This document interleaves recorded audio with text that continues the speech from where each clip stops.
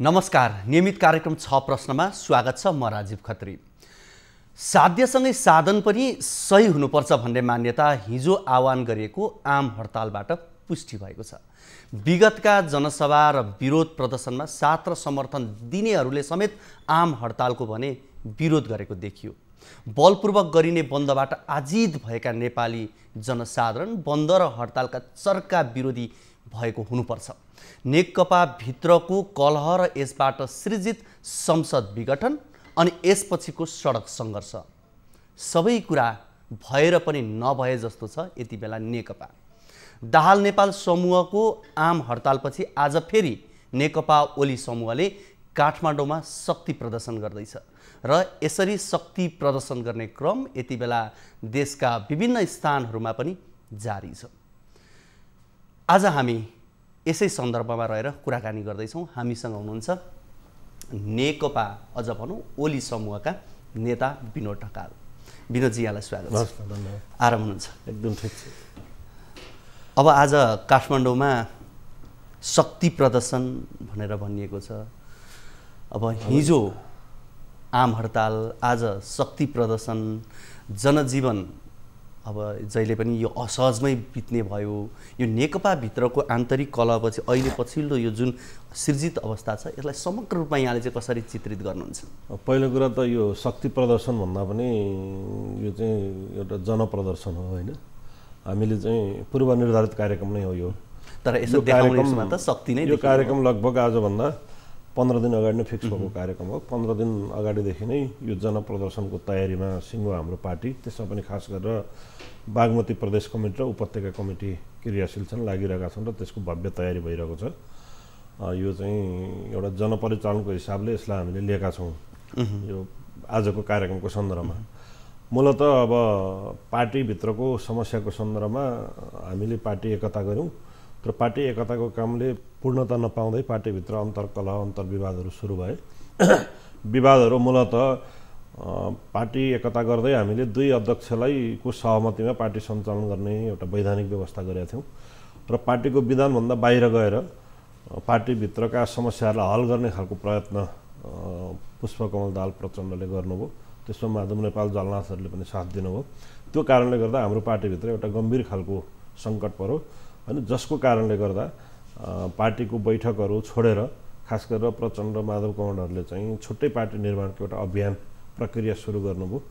त्यो कारणले संसद विघटन लगायत अब एउटा चाहिँ नयाँ राजनीतिक कोर्समा मुलुक गएको छ।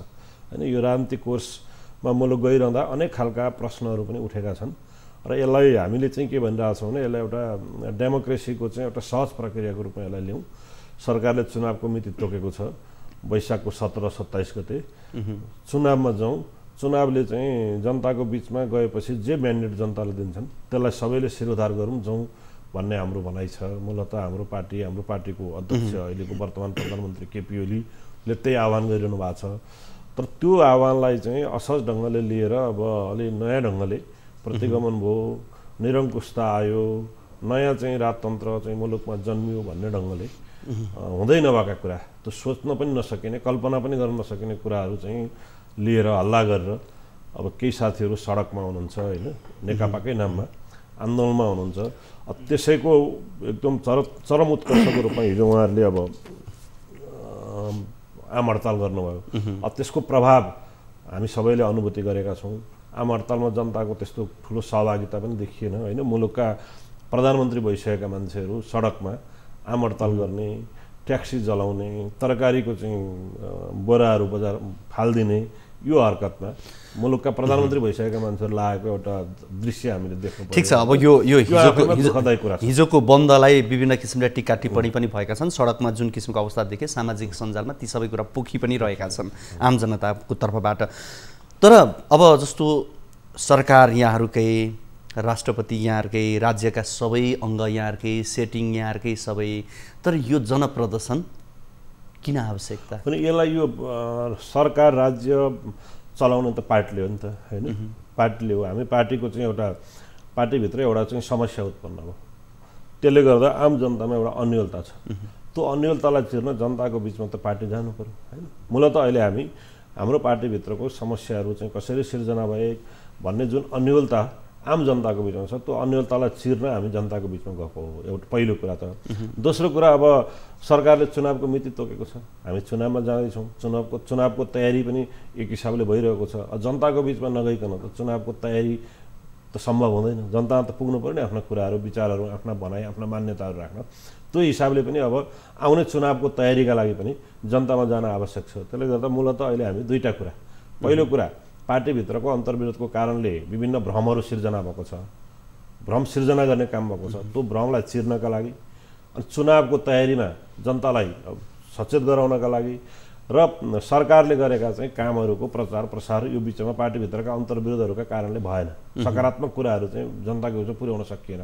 त्यसले गर्दा हामी अहिले यो माध्यमबाट सरकारले गरेका सकारात्मक कुराहरू, हाम्रा एजेन्डाहरू, हाम्रा विषयहरू जनताको बिचमा पुर्याउनका लागि यी प्रदर्शनहरू भएका हुन्, जनप्रदर्शनहरू भएका। जनतासम्म चाहिँ कसरी पुर्याउनुहुन्छ? मैले एउटा, किनभने जस्तो 2/3 नजिकको यहाँहरूलाई बहुमत दिएर पठाएको थियो जनताले, हिजो पार्टी मिल्दै गर्दा पनि यहाँहरू एकदम उत्साहित हुनुहुन्थ्यो त्यतिखेर, तर केहीले भनिरहेका थिए यो दुई पार्टी लामो समय जाँदैन है, यो गठबन्धन भन्दै थिए त्यति बेला, तर पनि यहाँहरू चाहिँ दुई पार्टी मिलेकोमा एकदम गौरवका साथ हुनुहुन्थ्यो। एउटा नेपालीमा उखान छ, मिलुन्जेन सुगासुङ नमिलेपछि ठुङ्गाठुङ भने जस्तो आज त्यो अवस्थामा छ।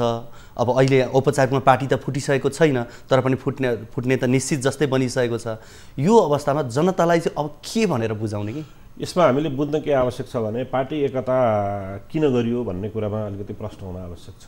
मूलतः केपी ओली जसले यो पार्टी एकताको अगुवाई गर्नुभयो, पहल गर्नुभयो, प्रस्ताव राख्नुभयो, त्यो एकताको प्रस्ताव राखिरहँदा उहाँका दुई-तीनवटा उद्देश्य थिए।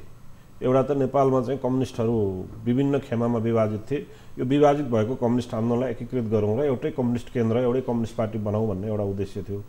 दोस्रो कुरो, हाम्रो मुलुकमा चाहिँ राजनीतिक अस्थिरता भइरहेको थियो, स्थिरता थिएन। जहिले हङ पार्लियामेन्ट हुने होइन, 5 वर्षसम्म कुनै पार्टीले पनि सरकार नचलाउने, त्यो हिसाबले अब हामी स्थिर सरकार दिन्छौँ, स्थायित्व दिन्छौँ।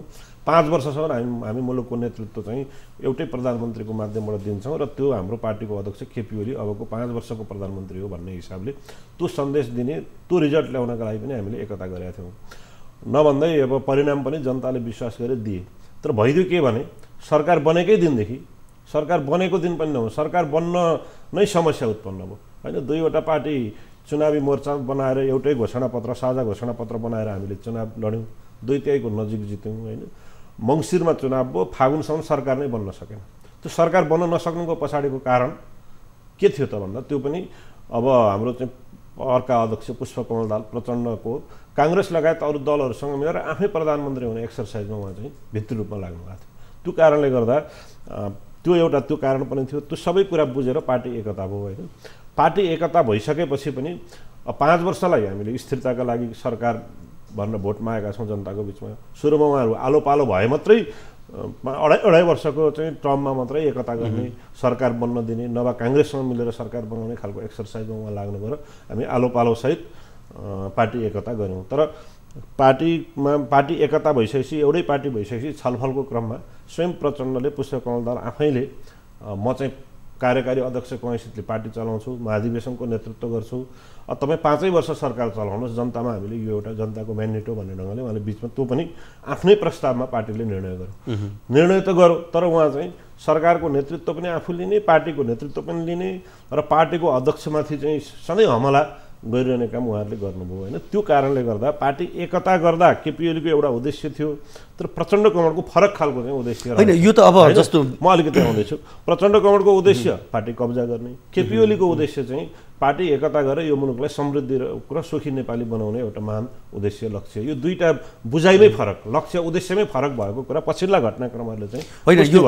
त्यसले गर्दा अब भन्नु मैले यहाँलाई जोड्न खोजेको चाहिँ जस्तो हिजो 12 बुँदे सहमति सँगसँगै त्यतिखेर नै माओवादी या पुष्पकमल दाहाललाई कसैले तीखो कटाक्ष कसैले गर्थ्यो भने ओलीले गर्नुहुन्थ्यो।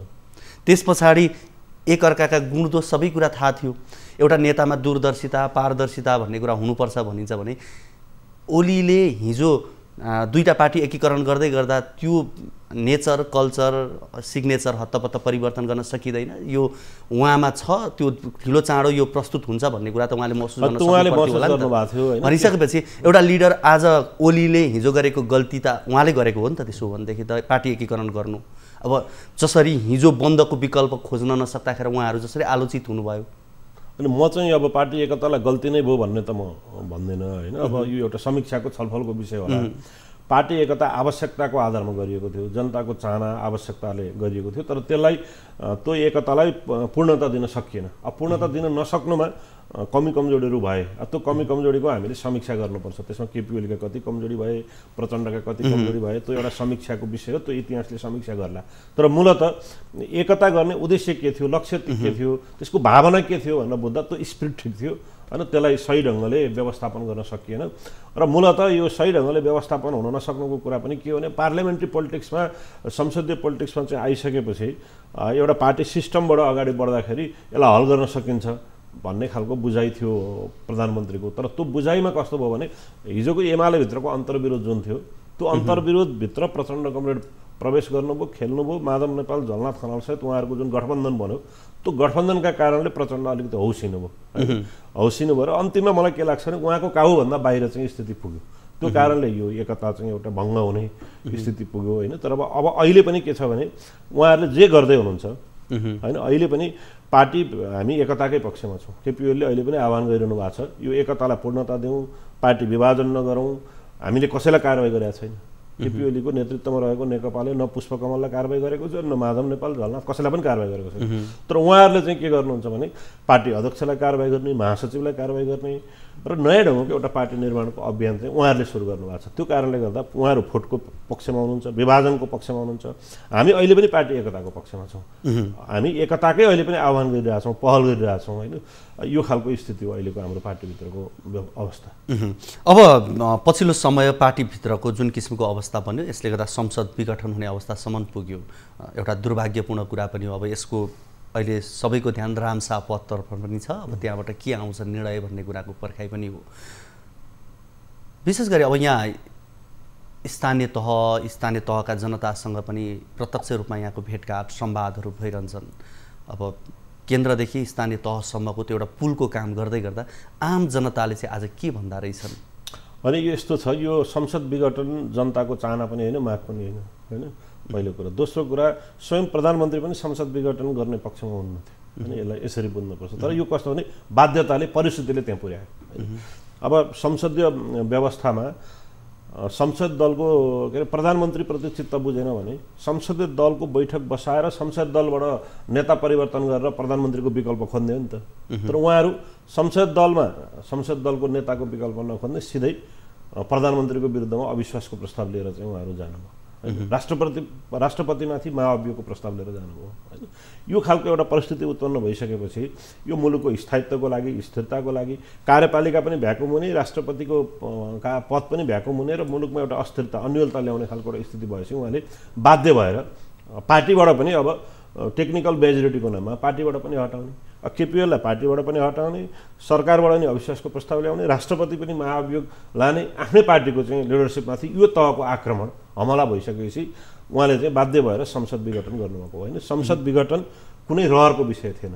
स्वयं प्रधानमन्त्री केपी ओलीकै ठाउँबाट हेर्दा पनि अहिले चाहिँ उहाँ सरकारमा गएको 3 वर्ष भयो होइन। 5 वर्षको लागि चाहिँ हामीले जनताको बिचमा भोट मागेर गएका। संसद विघटन गरेर हुँदाखाँदैको प्रधानमन्त्रीको पदमाथि होइन एउटा रिक्स प्रश्न उठ्ने काम त भयो नि त। त्यो काम उहाँले पनि किन चाहनुहुन्थ्यो र त्यो यो एउटा बाध्यता। अब एउटा संसद, यो बाध्यता हामी अहिले जनतालाई यही बुझाउँदैछौँ होइन। तपाईँ अघि भन्नुभयो नि यो जनप्रदर्शन, शक्ति प्रदर्शन किन भन्दा हामी अहिले संसद विघटन बाध्यताको उपत थियो भन्ने र जनताको बिचमा हामी के कारणले आयौँ भन्ने कुरो बुझाउनकै लागि हामी यो काम गरिरहेछौँ। र आजको अवस्था भनेको हामी के देखिरहेछौँ भने यो संसद विघटन, फेरि यो संसद विघटन कुनै नयाँ कुरो हो र भने यो त हामीले विगतमा पनि पटक पटक हाम्रो मुलुकमा प्र्याक्टिस भइसकेको होइन। 47 सालको संविधान र पछिल्लो संविधानमा व्यवस्था गरिएका कुरामा त फरक छ। संविधानका धारामा फरक होला, तर संविधानले चाहिँ संसद विघटनको परिकल्पना गरेको छैन र। परिकल्पना त गरेको छ नि, संसद विघटन भएको अवस्थामा संसद विघटन हुने अवस्था भनेर त्यहाँ व्याख्या त गरेको छ नि त। त्यसले गर्दा संसद विघटनै हुँदैन अहिलेको संविधानले। कुन आधारमा संसद विघटन गर्ने भन्ने कुरा अदालतको बहसको विषय हो होइन। धारा 86ले त्यहाँ चाहिँ 7वटा उपदफासम्म गएर व्याख्या गरेको छ। त्यो हामी सबैले चर्चामा छौँ, पढेका छौँ, बुझेका छौँ होइन। त्यसमा प्रधानमन्त्रीले आफ्नो ढङ्गले व्याख्या गर्नुभएको छ। अर्को सरकार बन्ने अवस्थै नभएपछि चाहिँ यो संसद विघटनको विकल्प रोजेको हो मैले। किनभने 64% MP मसँग छ, त्यो 64% एमपी भएको सरकार पनि चल्न सकेन भने कुन चाहिँ सरकार बन्छ? हो, मैले यही 34%ले सरकार बन्छ। यो एउटा नयाँ बहस त अहिले सुरु भएको छ नि, त्यसले गर्दा म यसमा धेरै जान चाहन्न, किनभने यो नितान्त संवैधानिक विषय हो। अदालतमा बहस भइरहेछ, छलफल भइरहेछ होइन। यसलाई अदालतले एउटा निरूपण गर्छ, अदालतले जे निरूपण गर्छ त्यो सबैलाई हामीले शिरोधार्य गर्ने स्वीकार गर्नुको विकल्प पनि छैन। त्यसले गर्दा यो विषयमा अहिले म धेरै जान चाहन्न। तर कुरा के हो भने प्राइम मिनिस्टरले चाहिँ आफ्नो संसद विघटन किन मैले गरेँ भने जस्टिफिकेसन त उहाँले गरिरहनु भएको छ। त्यही विषय लिएर हामी जनताको बिचमा पनि गइरहेछौँ। जनताले यसलाई संसद विघटन गरेको कुरालाई सहज मानेका छैनन्, रुचाएका छैनन्, साँचो कुरा हो। तर पनि आफ्नो यो बाध्यताले मैले संसद विघटन गरेँ भन्ने कुरो जनताको बिचमा हामी लिएर गइरहेछौँ। त्यसलाई अहिलेका यी जनप्रदर्शनहरू कार्यक्रम र जनताको सहभागिता हेर्दाखेरि जनताले त्यो कुरालाई चाहिँ बुझेको होइन, अनुभूति चाहिँ हामीले गरेका छौँ। हुन्छ, हामी यो कुराकानीलाई निरन्तरता दिनेछौँ। यति बेला भने पालो भएको छ छोटो ब्रेकको।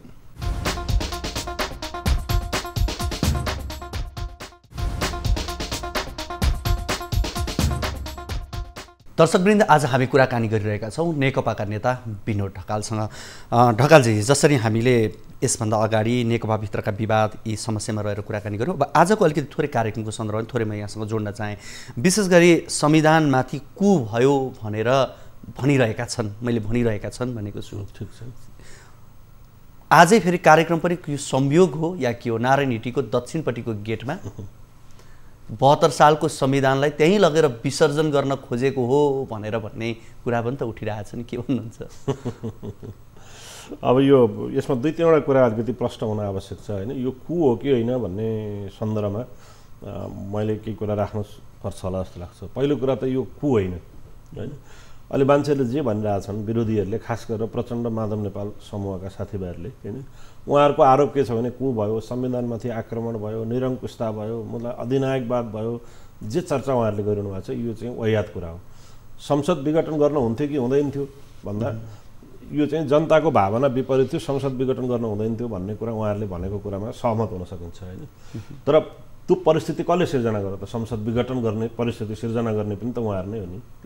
ती 3जना पूर्व प्रधानमन्त्री एकातिर बसेर अहिले छोड, भोलि नै छोड, भरे नै छोड भन्ने ढङ्गले जुन खालको दबाब उहाँहरूले दिनुभयो, पार्टीबाट पनि छोड, सरकारबाट पनि छोड, र अविश्वासको प्रस्ताव संसदीय प्र्याक्टिसभन्दा बाहिरको बाटो जुन उहाँहरूले रोज्नुभयो, हाम्रो पार्टीको विधानभन्दा बाहिरबाट जुन समाधानका उपायहरू खोज्ने बाटो रोज्नुभयो, त्यो कारणले यो समस्या चाहिँ उत्पन्न भएको हो। त्यसले गर्दा संसद विघटनको बारेमा छलफल गर्न सकिन्छ, तर संसद विघटन हुनु नै कु हो त? यो विषयमा बकायदा संविधानले पनि संसद विघटनका सम्भावनाहरू, विकल्पहरू हेरेको छ। अब अदालतले छलफल गर्ला, पहिलो कुरो। दोस्रो कुरो, यो कदम अब यसले के निरङ्कुशता ल्यायो, केपी ओली निरङ्कुश भए, एकाधिकार भयो, तानाशाही भयो भन्ने जुन उहाँहरूले एउटा प्रचार गरिरहनु भएको छ, जबकि सरकारले त वैशाखको 17-27 गते चुनावको मिति डिक्लेयर गरेको छ। लोकतन्त्रमा हामी अहिलेको जुन सङ्घीय लोकतन्त्र, गणतन्त्र, यो राज्य प्रणाली भन्दैछौँ, यसको सुन्दरता भनेको के हो त? यसको सुन्दरता भनेको जनता सार्वभौमसत्ता सम्पन्न छन्, अधिकार सम्पन्न छन्, जनताको हातमा राज्य सत्ताका सम्पूर्ण अधिकारहरू अन्तर्निहित भएको राज्य प्रणाली हो। यो जनताको हातमा अन्तर्निहित भएको राज्य प्रणाली, त्यो सार्वभौमसत्ता कसरी प्रकट हुन्छ?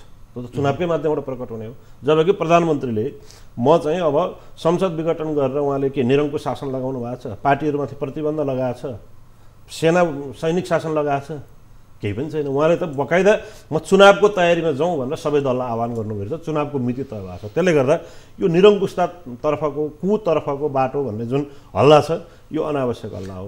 एउटा म बताउँदैछु। त्यसले गर्दा यो एकदम लोकतान्त्रिक कुरा हो, जनताको बिचमा जाने कुरा जति सर्वोत्तम कुरा केही होइन, पहिलो कुरा। दोस्रो कुरा, अब अहिले अर्को प्रश्न उठेको छ, चुनाव हुन्छ कि हुँदैन भन्ने। चुनावै हुँदैन, यो नगर्नका लागि गरिएको चुनाव भन्ने ढङ्गले पनि चर्चा चलेको छ। चुनाव नहुनुपर्ने कुनै कारण छैन। अब अदालतको कतिपय हामीले दुनियाँको प्र्याक्टिस, एउटा मैले टक्कै डेट बिर्सेँ, यो इन्डियामा पनि के भएको रहेछ भने संसद डिजल्भ हो, मुद्दाहरू छलफल भइरहे, विचाराधीन भइरहे, तर चाहिँ मुलुक चुनावमा गयो। अनि चुनावमा गइसकेपछि अदालतले के फैसला गरिदियो भने चुनावै भइसकेपछि यसको बारेमा केही बोल्न नपर्ने भन्ने। आखिर अहिले अदालतले स्टे अर्डर त गरेको छैन, निर्वाचनका कार्यक्रम रोक त भनेको छैन, चुनावमा नजाऊ त भनेको छैन। त्यसले गर्दा अब चुनावको प्रक्रियामा मुलुक चाहिँ गइसकेको छ होइन। निर्वाचन आयोगले चुनावको प्रक्रिया सुरु गरिसकेको छ, मतदाता अद्यावधि गर्ने काम गरेको छ, बुथ मतदान केन्द्रहरूको बारेमा रिभाइभ केही गर्नुपर्ने छ भने त्यो सर्वदलीय जिल्ला जिल्लामा मिटिङ राखेर त्यसको चाहिँ फाइनल गरिसकेको छ भनेपछि सुरक्षा निकाय चुनावको तयारीमा छन्, सरकार चुनाव गराउने कुरा कमिटेड छ, प्रधानमन्त्री म चुनाव गराएरै छोड्छु तोकिएको मितिमा एक दिन पनि ढिलो हुँदैन भनेर भनिरहनु भएको छ भनेपछि अब त सबै दलहरूले जसलाई निरङ्कुशताको डर छ, अधिनायकवादको डर छ, यो संविधानको सुरक्षा भएन भन्ने डर छ, यो सबै कुरालाई ट्र्याकमा ल्याउने कसरी? चुनावबाटै हो नि त। जनताको बिचमा जो जनताले जसलाई मत दिन्छन् त्यसैले नेतृत्व गर्छ। त्यसले गर्दा यो सबै कुरा चाहिँ के हो भने चुनावबाट भाग्ने, चुनावमा जाँदा पराजित हुने कुरो निश्चित छ, पराजय हुने कुरो निश्चित छ, खाइपाएको माननीय पद जान्छ होइन, सेवा सुविधा जान्छ। त्यो भएर उहाँहरू चुनावबाट भागिरहनु भएको छ, डराइरहनु भएको छ। र अचम्म त कस्तो छ भने निर्वाचन आयोगमा गएर खबरदार चुनाव गराउला, चुनावका कार्यक्रम सार्वजनिक गर्ला, सर्वदलीय मिटिङ राख्ला भनेर लिखित मौखिक दबाब दिने काम चाहिँ उहाँहरू गरिरहनु भएको छ। त्यसले गर्दा यो चुनावबाट भाग्ने कुरा हो, चुनाव हुँदैन भन्ने कुरो होइन। तेस्रो कुरो, चौथो कुरो तपाईँले नारायण हेटी नै किन भन्नुभयो, त्यो दरबार मार्गमै कार्यक्रम किन भन्दाखेरि अब जनप्रदर्शन ठुलो हुन्छ, मान्छेहरू धेरै आउँछन्, जनताको सहभागिता व्यापक हुन्छ, ठाउँ खोज्दै जाँदाखेरि कहाँ गर्ने त भन्दा शहीद मैदान सबै अहिले त्यो खाली रहेनछ होइन। दशरथ रङ्गशालामा गर्ने के भन्यो, त्यो खेलकुद विकास समितिले चाहिँ कुनै पनि पोलिटिकल प्रोग्राम त्यहाँ नगर्ने, त्यसले गर्दा खेलकुदलाई डिस्टर्ब हुन्छ, खेलाडीहरूलाई डिस्टर्ब हुन्छ भन्ने कुरो भएपछि खुला स्पेस चाहिँ काठमाडौँमा कहीँ पनि रहन्छ। कहीँ नभएपछि भएमध्येको अलिक ठुलो ठाउँ, सडकै रोज्दा पनि अलिक ठुलो फराकिलो आएको चाहिँ मान्छेहरू सहज ढङ्गले बस्न सक्ने, सुन्न सक्ने त्यो ठाउँ खोज्दै जाँदा संयोगले त्यो ठाउँ चाहिँ त्यो चाहिँ अलिकति उपयुक्त खुला ठाउँ, ठुलो ठाउँ भएको हुनाले त्यहाँ आयोजना गरिएको। यसको पछाडि अरू कुनै कारण छैन। यो चाहिँ कस्तो हुन्छ भने मान्छेले शङ्का गर्ने, आशंका गर्ने होइन, जे गरे पनि शङ्का गर्ने। यसमा अलिकति मान्छेले आशंका किन पनि भयो भने विशेष गरी केही समय अगाडि प्रधानमन्त्री केपी शर्मा ओली पशुपतिनाथको दर्शन गर्नु, त्यहाँ गएर अलिकति धार्मिक गतिविधिमा सक्रियता देखाए जस्तो हुनु, त्यसपछि गएर यो सँगसँगै राजावादी शक्तिहरू अलिकति प्रधानमन्त्रीप्रति लचिलो देखिनु, यी सबै कुराहरूले कहीँ न कहीँ त ठाउँ राखेको हो नि। हुन त यहाँहरूलाई फाइदा पनि पुगेको होला यसले पुग्न त। यस्तो यसलाई फाइदा घाटा भन्दा नि संयोगको कुरा हो। प्रधानमन्त्री भनेको त मुलुकको प्रधानमन्त्री हो नि। प्रधानमन्त्री हाम्रो पार्टीको अध्यक्ष हो, नेकपाको अध्यक्ष हो, तर उहाँ चाहिँ प्रधानमन्त्री चाहिँ मुलुकको प्रधानमन्त्री हो, सबै जनताको प्रधानमन्त्री हो, सबै भाषाभाषी धर्म संस्कृति मान्ने मान्छेहरूको चाहिँ प्रधानमन्त्री हो। अब त्यो पदीय मर्यादाको हिसाबले उहाँले पशुपति दर्शन गर्न, आज पशुपति दर्शन गर्न पशुपतिमा दुनियाँका चाहिँ राष्ट्र प्रमुखहरू आउँछन् जान्छन् होइन, भारतको प्रधानमन्त्री आउँछन्, राष्ट्रपति आउँछन् जान्छन्, पूजा गर्छन्। नेपालको प्रधानमन्त्री पशुपतिभित्र गएर कम्युनिस्ट प्रधानमन्त्री विगतमा उहाँका अभिव्यक्ति होइन, अहिले पनि सुन्नुहोस् न, उहाँले कहिले पनि पशुपतिको विरोध गर्नु भएको छ र? त्यो गर्नु हिन्दू धर्मको विरोध गर्नु भएको छ र? उहाँले त कहिले हिन्दू धर्मको विरोध त गर्नु भएको छैन। सबै धर्मलाई समान दृष्टिकोणबाट हेर्नु। कोही भगवान छन् भने कार्ल मार्क्स छन् भनेर पहिला भगवान भनेको हामी कार्ल मार्क्स पनि होइन, कार्ल मार्क्सलाई पनि जनता हुन् भगवान। हामीले भगवान छन् भने जनता हुन्, जनतालाई नै हामी भगवान मान्छौँ होइन।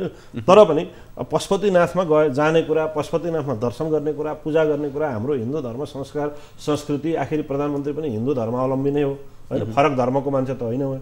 अनि हिन्दू धर्मावली हाम्रो संस्कार संस्कृति अनुसार उहाँले पशुपतिमा गएर पूजा अर्चना गर्ने कुरालाई यसलाई अन्यथा ढङ्गले बुझ्नु आवश्यक छैन। अब त्यसले स्वाभाविक रूपमा अब हिन्दू धर्मप्रति आस्था भएका मान्छेहरूको मन उहाँले जित्नुभयो भने त्यो फरक कुरा हो, त्यो फरक कुरा हो। तर उहाँले चाहिँ हिन्दू धर्मलाई संरक्षण गर्ने, पशुपतिलाई संरक्षण गर्ने, पशुपति एउटा हाम्रो धार्मिक पर्यटनको चाहिँ केन्द्र पनि हो, आस्था विश्वासको चाहिँ केन्द्र पनि हो। त्यो ठाउँलाई चाहिँ संरक्षण गर्ने, त्यहाँ गएर चाहिँ त्यहाँको विकाससँग प्रधानमन्त्री जोडिने होइन, उहाँ त्यहाँ जाने कुरालाई यसलाई एकदम सहज मान्नुपर्छ, यसलाई अन्यथा मान्नु चाहिँ उपयुक्त हुन्छ जस्तो लाग्छ। अब विशेष गरी हिजोको बन्द लाई हेर्ने हो भने उहाँहरूले संवैधानिक नियुक्तिका कुरालाई लिएर उहाँहरूले गरेका कुराहरू छन् र अघि यहाँले भन्नुभयो संविधानमाथि कु भएको होइन भनेर यहाँले भन्दै गर्दा होला सैनिक शासन लागू भएन, सूचनाको हकहरू खोसिएनन् होला, त्यो एउटा पाटोमा र तर संवैधानिक नियुक्ति जुन किसिमले हुनुपर्थ्यो त्यो नहुँदा आफ्ना मान्छेहरू भर्ती केन्द्र बनाएर भर्ती गर्दा यसले पार्ने असर, यो पनि कहीँ न कहीँ डर देखाउने एउटा तरवार चाहिँ देखाइयो नि त होइन। यसलाई पनि कसरी बुझ्नु पर्यो भने यसलाई पनि पृष्ठभूमि हेर्न आवश्यक छ। हाम्रो संविधानले चाहिँ संवैधानिक परिषदको व्यवस्था गरेको छ। संवैधानिक परिषद चाहिँ 6 सदस्य हुने भनेको छ। प्रधानमन्त्री, प्रधान न्यायाधीश, संसदीय दलको विपक्षीको चाहिँ प्रतिपक्षी दलको नेता, अनि राष्ट्रिय सभाको अध्यक्ष, सभामुख र उपसभामुख भनेर 6 सदस्य हुने भनेको छ। अनि ती के भनेको छ भने उपसभामुख चाहिँ फरक पार्टीको दिनुपर्ने, प्रतिपक्षीको दिनुपर्ने भनेको छ। भनेपछि अनि त्यही संवैधानिक परिषदमा के भनेको छ भने त्यसको बैठक, त्यसको निर्णय चाहिँ 5 जना को सर्वसम्मत निर्णय मात्रै निर्णय हुने भनेर भनेको छ। प्रमुख प्रतिपक्षी दलको नेता र उपसभामुख नआउने बित्तिकै त त्यसको बैठक पनि बस्दैन, निर्णय पनि हुँदैन। त्यो 5 वर्षसम्म हुँदैन। एउटा त्यो संवैधानिक परिषद गठनकोमै डिफेक्ट छ। दोस्रो कुरो के छ भने स्वयं आफ्नै पार्टीको सरकार छ, आफ्नै पार्टीबाट चाहिँ सभामुख जितेको मान्छे नै संवैधानिक परिषदको बैठक बोलाउँदा 50औं चोटि आउँदैन, प्रतिपक्षी दलको नेता पनि आउँदैन। अनि त्यो संवैधानिक परिषद चाहिँ 3 वर्षसम्म के भयो भने अपाङ्ग भयो, त्यसले कामै गर्न सक्दैन। अनि अध्यादेश लिएर संवैधानिक परिषदलाई काम गर्नलाई अलि सहज बनाउन भन्दा आफ्नै पार्टीभित्र पनि विरोध हुन्छ, बाहिर पनि विरोध हुन्छ। भनेको के हो त भने हलो अड्काउने र गोरु पड्काउने, कामै गर्न दिने, संवैधानिक नियुक्तिहरू गर्ने नदिने संवैधानिक आयोगलाई। त्यो परिस्थिति भइसकेपछि प्रधानमन्त्रीले बाध्य भएर अध्यादेश मार्फत संवैधानिक परिषदको गठनसम्ममा अध्यादेश मार्फत उहाँले एउटा निर्णय गर्नुभयो र ती नियुक्तिहरू भए। संयोग कस्तो भने ती नियुक्ति भए, यतातिर पोलिटिकल्ली नयाँ खालको क्राइसिस भयो, संसद विघटन भयो। संसद विघटन भएपछि संसदीय सुनवाई समिति पनि विघटन भयो। संसदीय सुनवाई समिति नभएको अवस्थामा संविधानमै के व्यवस्था गरेको छ भने 45 दिनभित्र स्वतः चाहिँ त्यो कायम हुने भनेको छ। भनेपछि यो कसरी संविधानभन्दा बाहिरबाट भएको छ? यो त प्रक्रिया सङ्कट संविधानभित्रैबाट भएको छ। विनोदजी, अब हामी करिब करिब अन्तिममा छौँ। मैले यहाँसँग एउटा जिज्ञासा राखेँ, विशेष गरी यहाँको विराटनगरमा पनि कार्यक्रम हुँदैछ, कहिले 8 गते कार्यक्रम हुँदैछ, यहाँले गर्दै हुन्छ जनसभा। यति बेला दुवै पार्टीका खाताहरू बन्द गरिएका छन्, तर यी खर्चहरू चाहिँ कहाँबाट आउँछन्? अनि यस्तो छ, मुलुकका पोलिटिकल पार्टीहरू चल्ने भनेको पार्टीभित्रको इन्टर्नल आफ्ना कार्यकर्ताहरूको लेबी, सदस्यता शुल्क, पार्टीभित्रै लाग्ने साथीहरूको सहयोग, चन्दा चिट्ठा पनि एउटा माध्यम हो। अर्को विभिन्न शुभचिन्तकहरू हुन्छन् होइन, उनीहरूले पनि पार्टीहरूलाई सहयोग गरिरहेका हुन्छन्। र यो हाम्रो मुलुकको मतलब दुनियाँका पोलिटिकल पार्टीहरू चल्ने भनेको चन्दा चिट्ठा सहयोग, कार्यकर्ताहरूको चाहिँ सहयोग, शुभचिन्तकहरूको सहयोगबाटै चल्ने हुन्। अब हामी पनि मूलतः अब 1 नम्बर प्रदेशकै तपाईँले सभाको प्रसङ्ग गरिरहँदा त्यहाँ चाहिँ 1 नम्बर प्रदेशमा हामीसँग जोडिएका, हाम्रा पार्टी पङ्क्तिसँग जोडिएका समर्थक शुभचिन्तकहरू मात्रै हेर्ने हो भने आय आर्जनसँग जोडिएका, पार्टीलाई सहयोग गर्ने, चन्दा चिट्ठा दिने साथीहरूको सङ्ख्या यति धेरै छ होइन। त्यही पङ्क्तिबाट हामी, त्यही स्रोतबाट पनि हामी गर्न सक्छौँ। कतिपय अब कार्यक्रमहरूमा गाडीमा जनताहरू आउँछन्, समर्थकहरू जनप्रदर्शनमा आउँछन्, त्यहाँ आफैले चाहिँ गाडीको लागि चाहिने पैसाहरू आफै उठाएर गाडी रिजर्भ गरेर आउने स्थिति पनि आउँछन् धेरै। त्यसले गर्दा यसको स्रोत भनेको स्वयं जनता नै हो, समर्थक शुभचिन्तकहरू नै हो। यहाँको यो महत्त्वपूर्ण समय र संवादको लागि यहाँलाई धेरै धेरै धन्यवाद। हस् ल, धन्यवाद। दर्शकवृन्द, हामीले कुराकानी गऱ्यौँ नेकपाका नेता विनोद ढकालसँग। आजको कार्यक्रमको निर्धारित समय सकिसकेको छ। भोलिको कार्यक्रममा हामी नयाँ अतिथि र नयाँ विषयसँग रहेर कुराकानी गर्न आउने नै छौँ। तबसम्मको लागि बिदा दिनुहोस्। हवस् त, नमस्ते।